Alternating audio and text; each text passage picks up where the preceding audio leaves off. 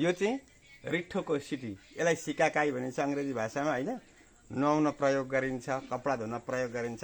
कसैलाई कपाल झर्ने समस्या छ भने यो रिठोको साबुन प्रयोग गर्नुहोस्। बेलुका रिठोलाई भिजाउने रिठा किनेर जडीबुटीको दोकानमा पाइन्छ।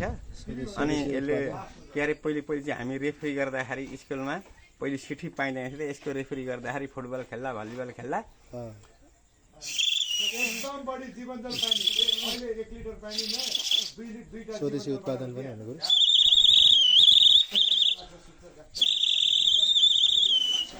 कम्पनीले बनाएको सिटीलाई फेल गरिदिन्छ यसले। सेक्युरिटीहरूले पनि यो प्रयोग गर्ने गर्नुहोस्। शुद्ध नेपाली सेक्युरिटीहरूले शुद्धताको पहिचान गर्नुहोस् र शुद्ध हाम्रो जडीबुटीको प्रचार गर्नुहोस्। धन्यवाद।